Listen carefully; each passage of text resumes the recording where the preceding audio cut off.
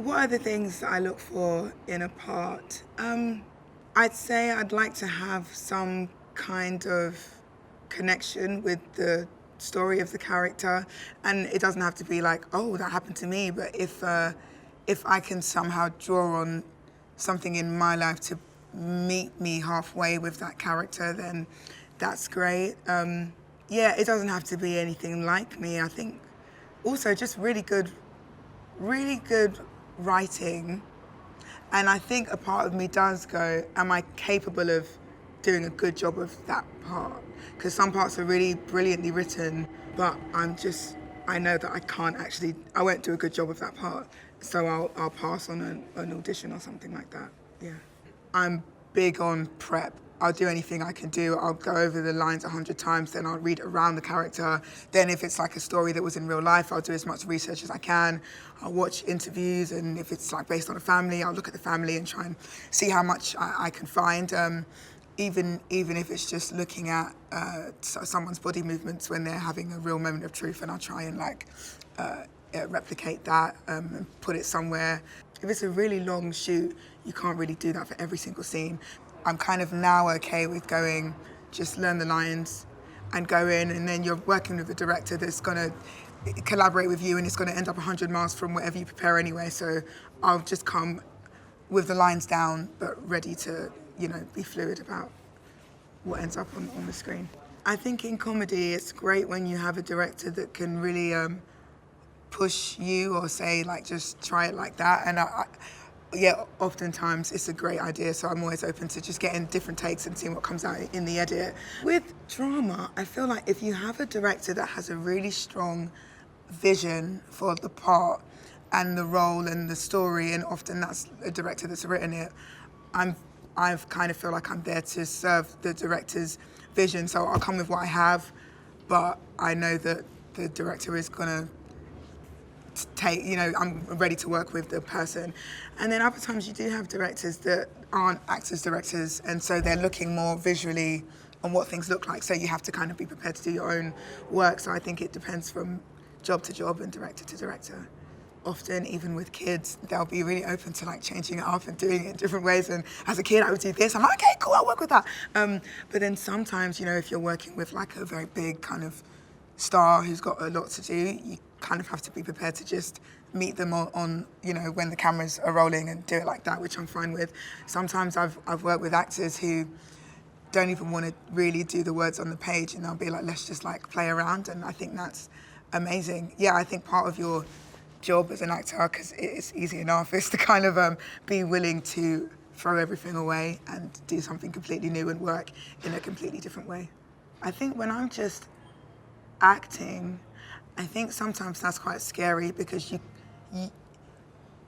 you're only focusing on one thing, which means you can become quite OCD and quite self-centered and wrapped up in yourself and quite worried about your tiny little part in the whole thing. So really, like, just going your one small but important part in this whole thing. So don't get, me, I'm really worried about me, and just kind of like relax. I think that's quite hard. So yeah, just letting go and serving the story. I think I probably learned to be less wrapped up in myself on stage. So I did a play called Three Birds, and I can like look back and go, my performance was quite bad, because I was so concerned about myself. And I probably, only because of hindsight, I can look back and go, just like relax. Just think about the story. I can only really give advice to people that came from backgrounds like mine. I'm from a poor background. I had to understand that I might be poor for the rest of my life, because this isn't a job that you're likely to have any success in. So to be prepared not to make any money, and to really find enjoyment and fulfillment doing fringe work and like gathering with your mates and just putting on plays.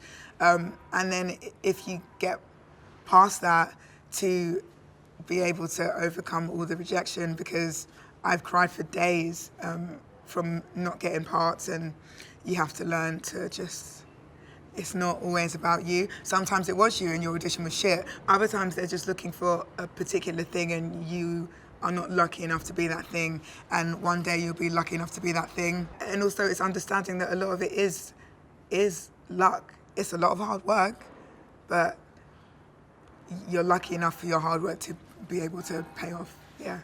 So far, I haven't done a lot of writing. You know, I've done 2 shows, but the same show. So for me, I try and write from my experiences and from the world, my worldview, and I create characters. So I don't really do much research unless, for example, it's like, you know, in my second series of Chewing Gum, there's this storyline with Tracy and a dog. So I have to do some research into like, what do you call it when people want to have sex with animals? Bestiality, thank you. So then I have to do a bit of XXS research into bestiality because I'm writing about that.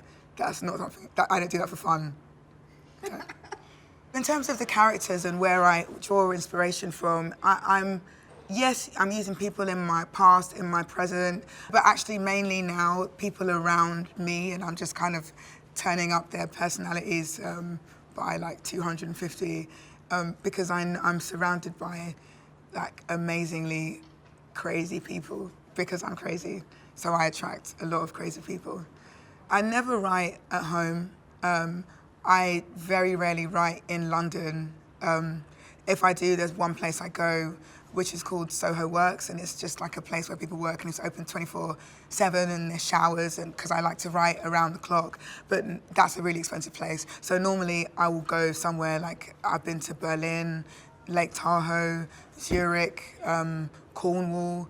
I need to be in a place where there's no distractions, so no one to talk to, and then I can write. Yeah.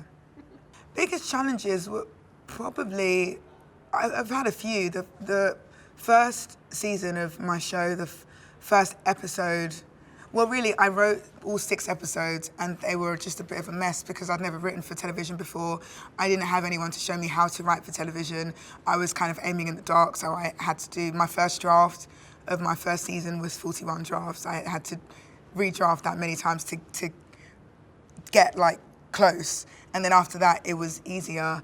And then my second season was really quite hard because I wanted to write away from, you know, I had a script editor for the last 2 months of my first season. I learned how to write a very kind of standard formula for this is how you write comedy, and I kind of rejigged all my storylines to fit into that. But with my second season, I wanted to write away from that, and I wanted to find what my natural rhythm was as a writer. And when you do that, there isn't really any help for that because you're completely looking inside yourself for how you write. So it was hard. It was really hard because there wasn't like a formula. So I had to completely just like use my brain for what happened in this episode and how am I going to write this whole thing. So I would just say that it was really, really, that was the biggest challenge was that, yeah. I think what I love is that just like a personality and your own identity, it constantly changes. So I feel like I'm like one step closer on this like journey to finding out who I am as a writer. So the next thing I write, I'm not going to lean on the formula that I just found. I'm going to go, what's the new rhythm that I have? So it's exciting, but I know it's really, really hard, yeah.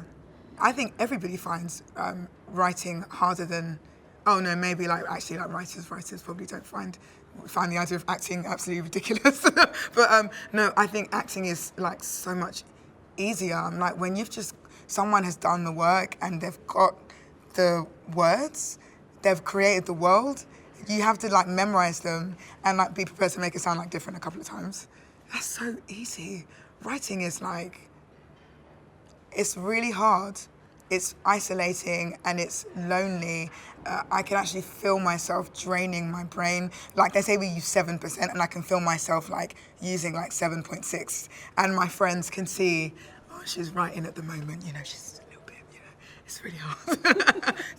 I think that writing and acting are skills that greatly influence one another for me. And also, I mean, I co-produced my 2 seasons as well. So all 3 of them massively impact another. When I write the action so I can see everything that happens as I write it. I feel like I can see most of what happens, you know, so I'm writing, you know, she does this, they hug, someone gives a strange look. And as an actor, what's nice is that when I'm working with, especially when I'm working with like a writer-director, which is my favorite, I can dare to say, do we need this line here?